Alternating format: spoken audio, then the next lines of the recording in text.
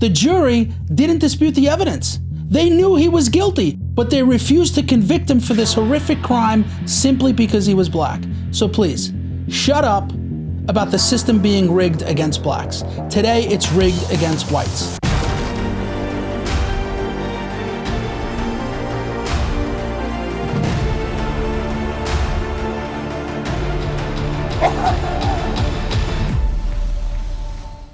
What's up, guys? Thank you for joining me. I wanted to make a video about Daniel Penny, the brave Marine who stepped up to protect his fellow New Yorkers from a deranged homeless man in the New York City subway.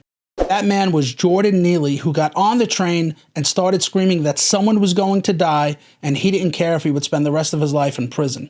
Daniel Penny intervened and restrained Jordan Neely, but in the process, Neely unfortunately died.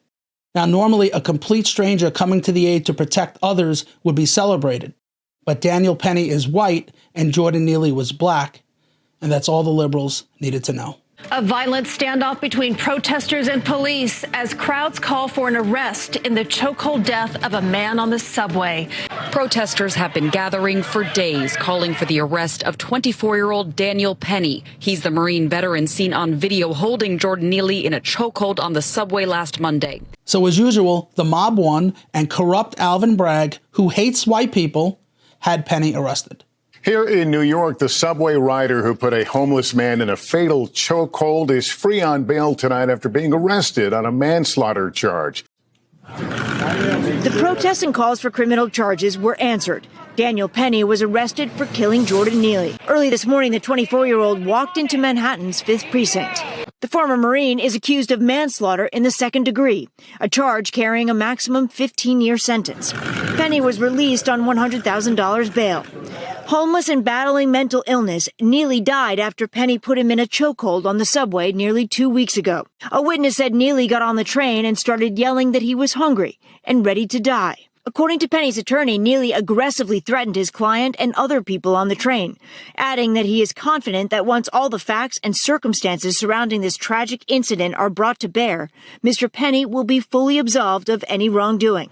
But lawyers for Neely's family say Penny is guilty, and they aren't happy with the charge. Yes, we disagree with the manslaughter charge. We think it should be murder because he knew it would happen. He knew he would die.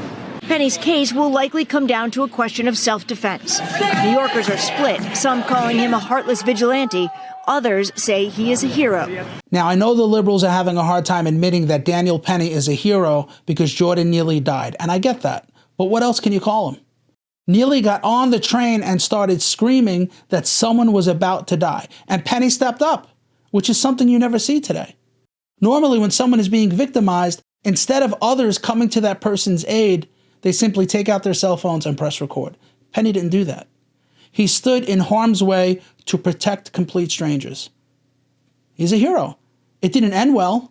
Neely didn't deserve to die, and it's unfortunate that he did. But Daniel Penny is a hero in my book. Now, you heard the attorney say that he should be charged with murder because he knew that he was going to kill him. Listen to Daniel Penny's response when he was asked by the detectives if he was applying pressure to Jordan Neely's neck. This is from the interrogation video. I was on there. I forget what stop it was at, but some guy came in. He's like, whipped his jacket off, and he's like, "I'm gonna kill everybody. I can go to prison forever. I don't care. I don't do this." At that point, I looked to the person next to me like, "Hey, just hang on to this phone for me." I had my headphones in, took it off, and just kind of like grabbed him from behind because he came in, just to because he was acting like a lunatic, like a crazy person. So, and he was rolling around on the floor, and at that point the train stopped. I was like, "Someone call the cops," and he's still like rolling around, still going crazy. I had 2 other guys kind of help me, just kind of keep him from going nuts, and yeah, that's when you guys came. Okay. He seemed like he was on something. He yeah, was absolutely. Intoxicated, high. Something like that. Yeah. I mean, that K2 that they're smoking, pushing people in front, like these people are going crazy. So he seemed off his lid, basically. A little bit, yeah. Now explain the interaction you had with him. So I came up, he had his back turned to me, and I just kind of got him in a hold, got him to the ground. He's still like squirming around and still, going crazy. And I turned to a guy, I'm like, "Hey, call the cops," because the train arrived in Broadway. Yeah. And then waited for you guys. Okay. Daniel, you said it's Daniel, right? Yes, correct. Do you mind showing me? Sure, yeah. Yeah, so he was standing behind me, and I kind of came like this. Okay. Did you apply pressure, Daniel? No, I wasn't. I just wanted to keep him from getting to people. He says, you know, if I don't get this, I'm going to kill everyone. Something Go to jail forever. Yeah. I'm willing to. Is it at that point that's when you get up and decide to put him in the hold? Because it looks like a sleeper hold to me, like something similar to like. I'm not trying to kill the guy. Right. I'm just trying to de-escalate the situation, right? I understand. Yeah. I understand. So you heard him say that he wasn't trying to kill him and he didn't even apply pressure. Now, the medical examiner claims that it was the chokehold that killed Jordan Neely, but we need to consider a few things.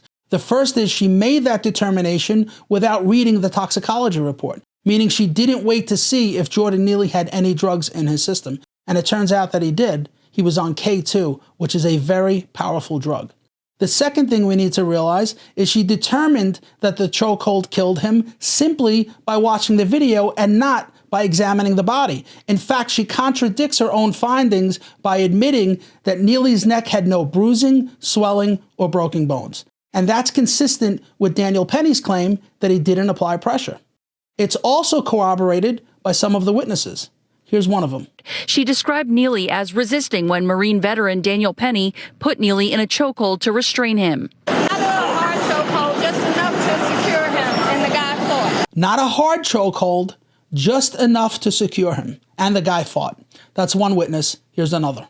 She was shocked to read in the paper that Neely had died because it didn't seem like his breathing was under distress. She was shocked that Jordan Neely died because it didn't appear that his breathing was under distress. So we have two separate people confirming that Daniel Penny did not apply pressure to his neck and did not obstruct his breathing. But there's a bigger issue than the cause of death, and that is, was it reasonable for Daniel Penny to intervene? In other words, did the people on that train reasonably fear for their lives? Let's hear what they had to say. I can tell you what happened. Yeah, what happened? He was there, right? I was in before him. Then he came in, like, he put, like, his hand so he could come in, right? Okay. I guess he was pissed or something, but I looked at him, right? And then he started taking off his sweater, dummy hard, and then he threw it. And then he told, like, everyone that he had, like, a rough day and that he don't care what happens today. He don't care about going to jail, but that someone's dying today. She heard Neely say someone is going to die, and he didn't care if he was going to jail for it. Will that scare you? It would scare me. And I'm a retired cop, and I'm always carrying. Someone gets on the subway and starts screaming this stuff, I'm scared. Let's go to the next witness. Let's watch this one together. I was sitting right there. I was sitting next to everybody that was moving. That was the last one I was sitting. He came on the train. He was like, yo, I'm looking for food. I'm looking for this shit. Like, he was ready to risk it all, basically. He was like basically, he was going to tell that people about to hurt somebody. He was about to hurt somebody, okay? He was ready to risk it all. He was about to hurt somebody. He's like, I'm ready to hurt somebody. I'm ready to do this. And you right here, like I said, I don't think he's nothing wrong. The dude right there, meaning Daniel Penny, I don't think he did anything wrong. Everybody moved, and he was about to start hitting people. Everybody had to move out of the way of Jordan Neely because he was about to start hitting people. Yeah, he did. He tried to just while the cop was coming. They took Matt. Everybody, I was falling out home. Yeah. They took Matt on the cop. He was trying to resist him on somebody's game. They took Matt on. Okay. He was on the train. He was ready to like. I see him take like he got on the train. He dropped his phone. He's like, I'm ready to hurt anybody. I'm hungry. I'm ready to go back to $100. And dude got up, he saw he was about to hurt somebody, and he got up and he restrained him. I'm ready to hurt anybody. I'm a convict, and I don't care about going back to Rikers. And this dude stood up and saw that he was about to hurt somebody, so he restrained him. It seems to me that this guy also believes that Daniel Penny is a hero. Now let's listen to some other witnesses. Another woman on the train with her 5-year-old son told the jury, I've taken the subway for over 30 years and I've seen a lot of unstable people, and this felt different to me. She demonstrated for the jury how she saw Neely lunging at people. When Penny took Neely to the ground, she said, I felt very relieved because I was scared for my son. She saw Neely lunging at people. She's been riding the subway for 30 years and never felt this unsafe. Here's some more. The whole train was freaked out. He was either going to like pull a gun, a knife, or like... He said, I'm willing to die, I'm willing to die. Did you hear that? The first woman said the whole train was freaked out. They thought he was going to pull a gun or a knife. The second woman heard him say, I'm willing to die, I'm willing to die. And he wasn't just saying it, he was screaming it. On cross-examination of the prosecution's witnesses, the defense played police-worn body camera video of their statements to responding officers about what happened when 30-year-old Jordan Neely entered an F train on May 1st, 2023. He scared the living daylights out of everyone. That witness told the jury she's been riding the subway for over 50 years and has been threatened before, but this was the first time she said she was actually scared. She described Neely as resisting when Marine veteran Daniel Penny put Neely in a chokehold to restrain him. Not a hard chokehold, just enough to secure him in the guy floor. She testified she left to go to the conductor and then also pressed an intercom button in the station to see when police might arrive because it had been a while. She also said she went over to thank Penny after. So this witness, who also happens to be black, said that Jordan Neely scared the living daylights out of everyone. And then she thanked Daniel Penny for subduing him. Well, that doesn't fit the racial narrative, does it? Neither do the statements of the other witnesses we just listened to. And neither does this. The man helping Daniel Penny restrain Jordan Neely was a person of color. But the prosecutors offered him a deal. Gonzalez was in the Broadway Lafayette station when he entered the stopped train and saw the men on the floor. Gonzalez testified Neely tapped someone, indicating he wanted to be released, to which Gonzalez told the jury he said, "We're not going to let you go until cops arrive." After learning Neely had died and seeing his picture associated with the incident, Gonzalez went into hiding, fearful he'd be prosecuted, explaining he even lied to prosecutors when he first met them about being on the F train when the incident began, concocting a story that Neely attacked him so that he could justify his actions. There's all these protests going on. I'm scared for myself, scared for my family. Gonzalez was given immunity. Let's be honest. The reason why Gonzalez was given immunity is because he's not white. Alvin Bragg and the corrupt prosecutor are only interested in going after white people because they are obsessed with race. They tried their hardest to make this a racial incident. In fact, the prosecutor, Daphne Yoren, referred to Daniel Penny throughout the trial as the white man. When you saw the white man holding on to Mr. Neely, how were they? His arm on his neck. Where is Mr. Neely's back with respect to the white man? Was Mr. Neely lying on top of the white man? Daniel Penny is in the courtroom.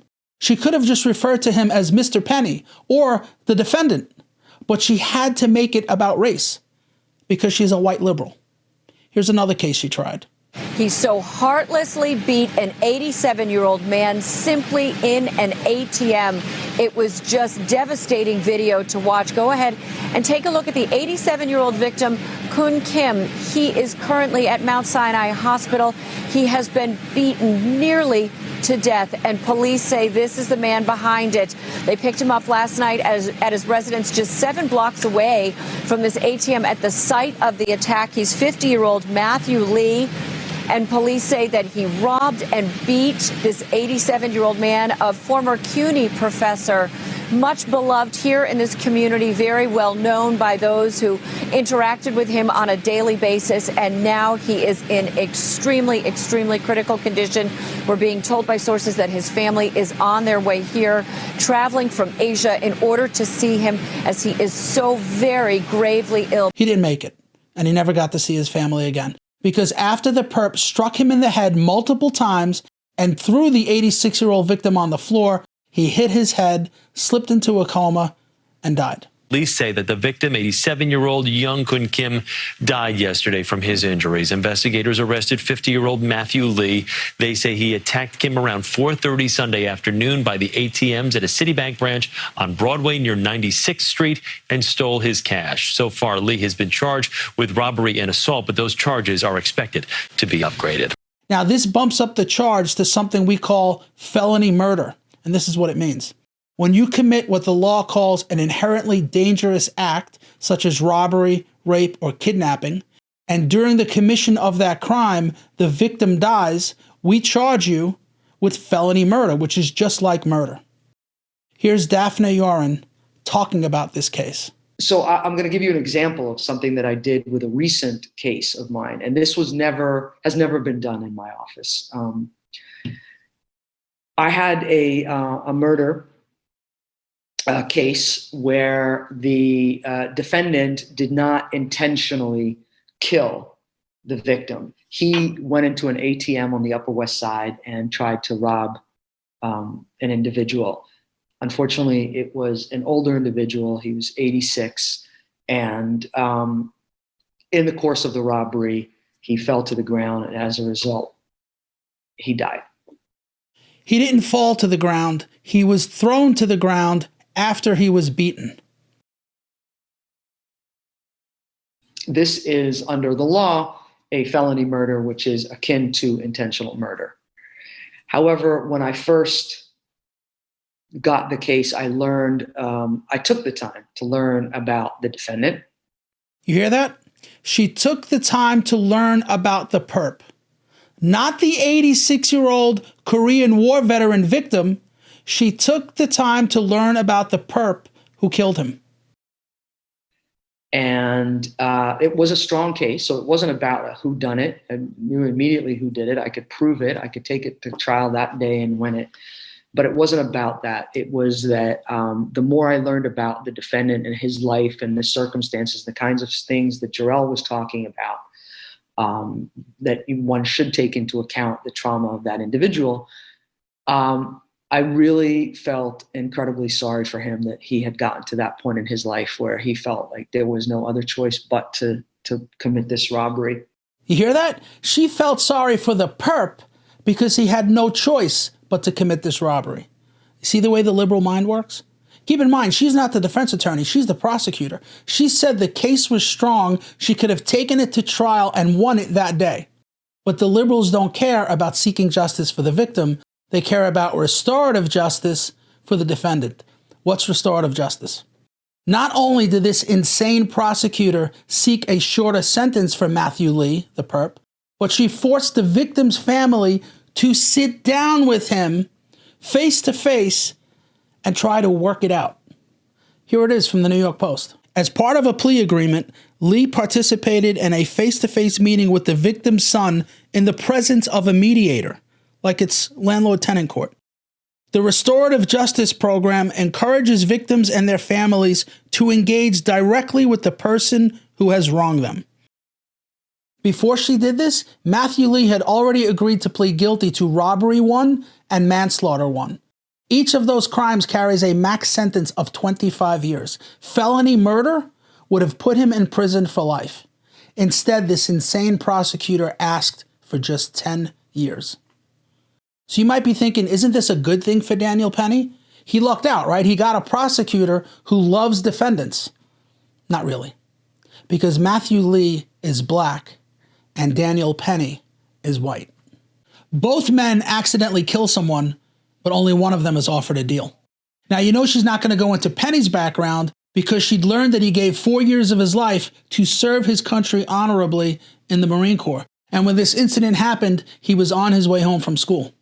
She's certainly not going to mention anything about Neely's background because not only was he a violent schizophrenic who was also addicted to drugs, but he was arrested 42 times in a 7-year period.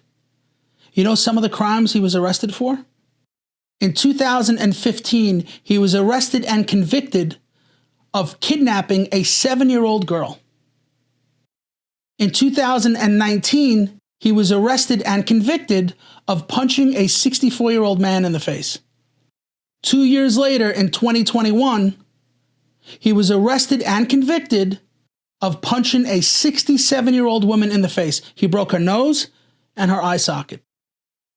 Neely was so dangerous that he was on the list of the 50 most dangerous homeless people in New York City.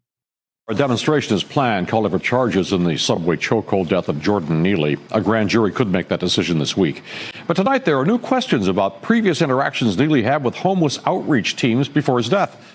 News 4 has learned chokehold victim Jordan Neely was on a special top 50 list of the city's most at-risk homeless clients, considered by outreach workers to be a potential danger to himself and others. And yet somehow, city agencies and outreach teams lost track of him. They caught up with him about 2 weeks before this incident. And when they offered Jordan Neely help, do you know what he did? He pulled his pants down and urinated in front of them. The guy was mental.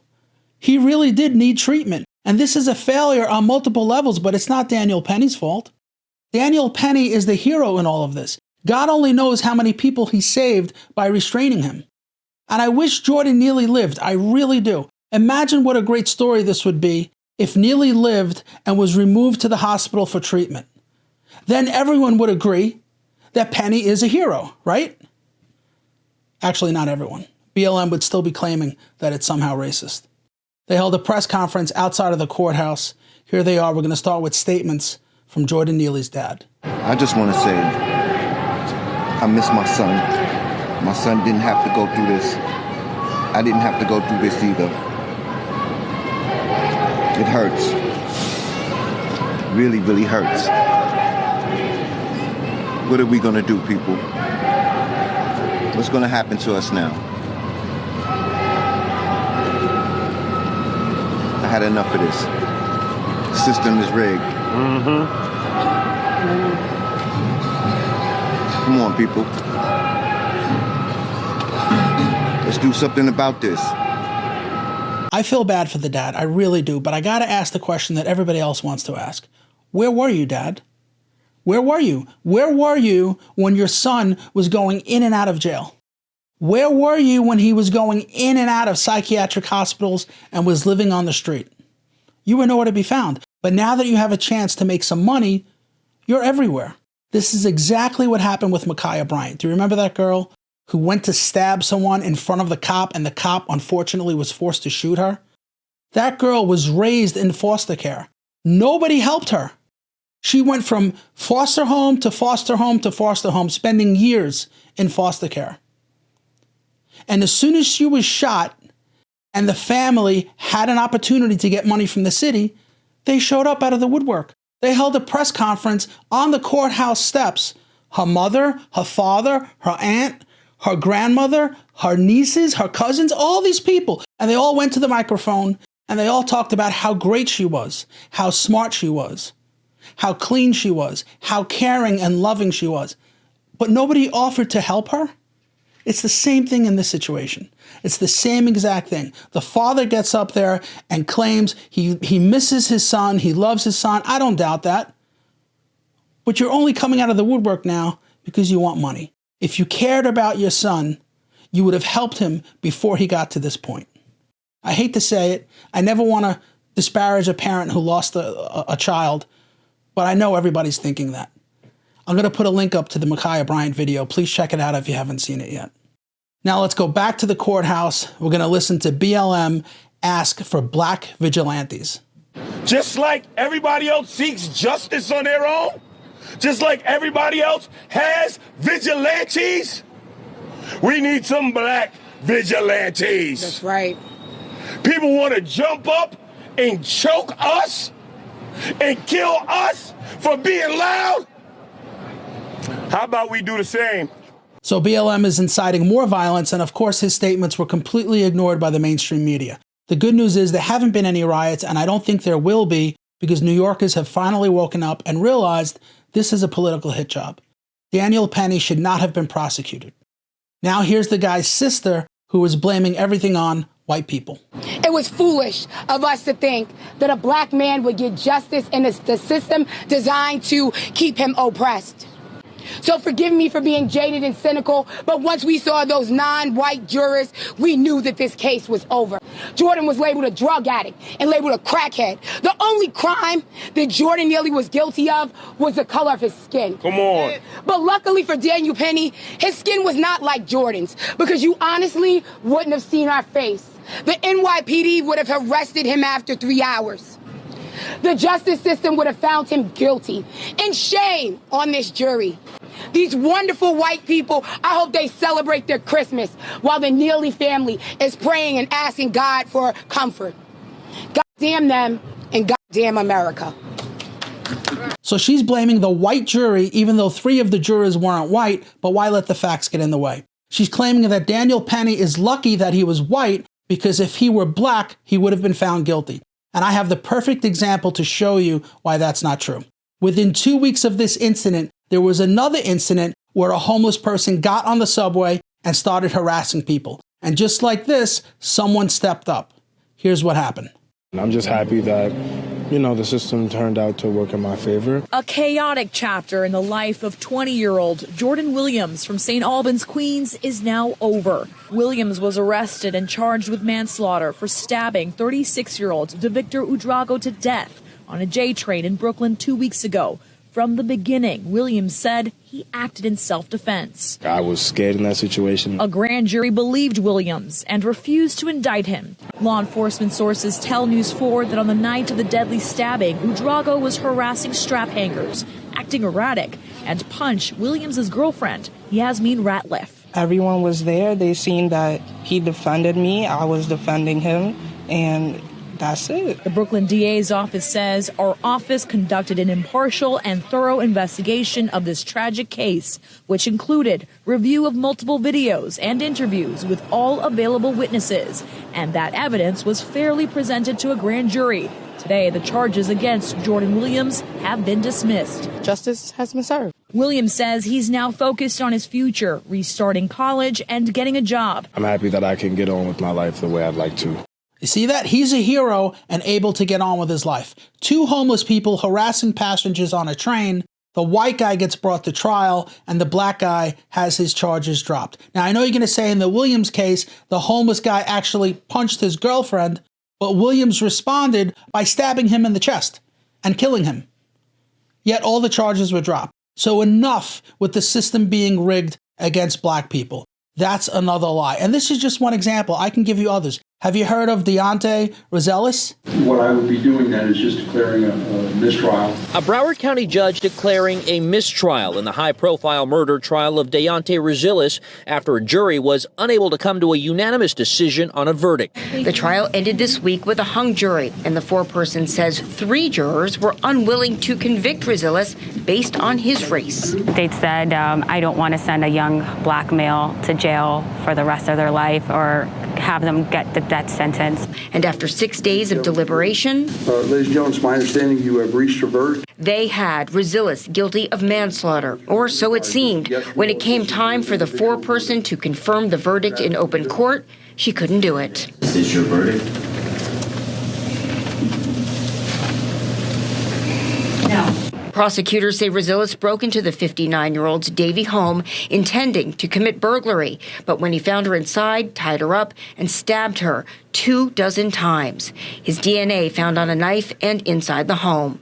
He was arrested, charged with murder, and 2 years later escaped from the courthouse during a hearing. I'm staring at the judge and at the clerk, and we're locking eyes, and I'm looking at each of one of them, and they're just waiting for my verdict of either yes, I agree, or no, and I just couldn't, and that's why I said no. She said most of the jury was ready to convict Rosellis of at least second-degree murder, but 3 refused because the defendant is black.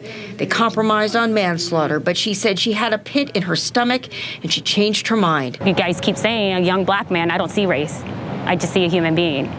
The jury didn't dispute the evidence. They knew he was guilty, but they refused to convict him for this horrific crime simply because he was black. So please, shut up about the system being rigged against blacks. Today, it's rigged against whites. Daniel Penny is a hero, and I wish we had more people like him. That's all I got for you on this video. Thank you for watching. If you like this video, please consider subscribing. Please give me a thumbs up and share it. And please comment. I read and answer all of the comments. Thank you again, and I hope to see you on the next video.